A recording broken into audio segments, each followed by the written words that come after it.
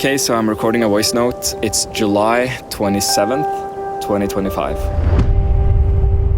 Last night, I think I saw the most beautiful sunset I've ever seen.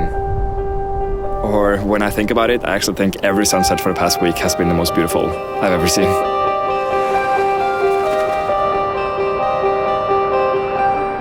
It's been 208 days since we moved to Lofoten. You'd probably think that you get used to seeing views like this, but you don't.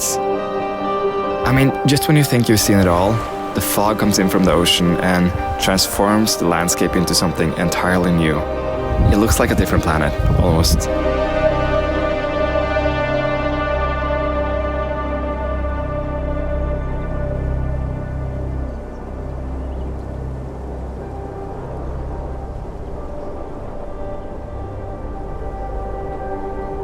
And if you think the fog looks epic from the ground, you should see what it looks like from above.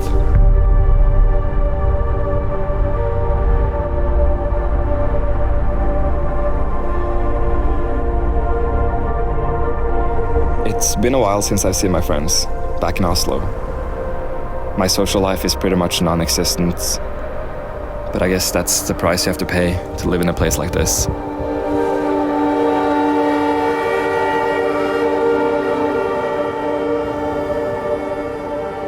I feel that I've grown so much as a person after moving here.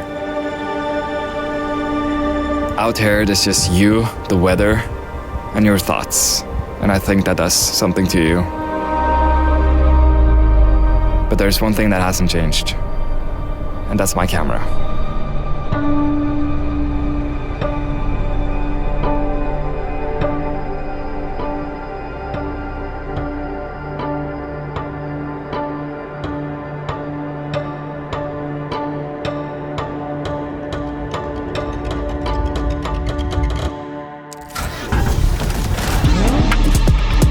If there's one thing you should know about me, it's that I love shooting on red cameras. Pretty much all my work are shot on these things, even my YouTube videos, which honestly can be a pain in the ass sometimes.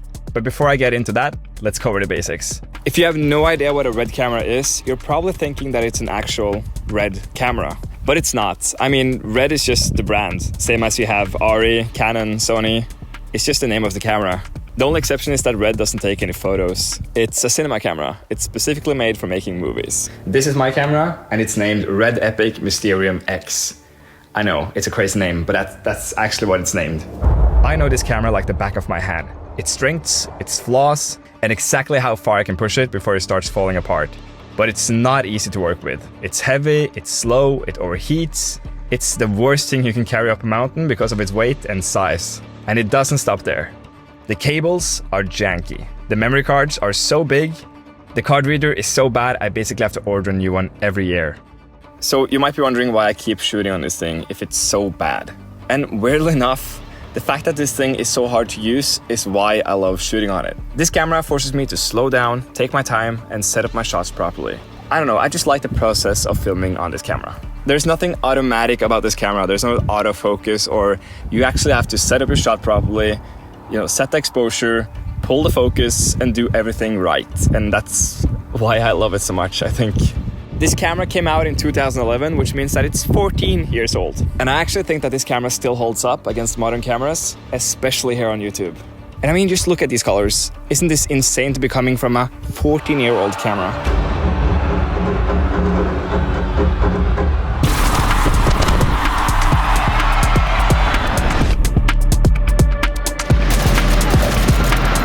I've said this before and I'll say it again just because it's so important. You don't need a fancy camera like this to be a filmmaker or to make good videos in general. I mean, I'm filming on this camera because I can, but before I had this, I went through so many shitty cameras and I still made like use of what I had, basically. I mean, my first camera was a Canon 550D and it was struggling so hard in low light, and I filmed on that camera for like 5 or something years before I eventually moved up to a Sony camera and then to this. Again, the best camera is the camera that you have and that you know how to use. And if you know how to use a camera properly, then you can make pretty much anything look good. That's my honest opinion. With that said, this camera is mine. And it inspires me so much to go out and shoot And I have so much fun working with this thing because it's truly, truly a beast. And the fact that it's 14 years old is just crazy to me. And yeah, I just love this thing.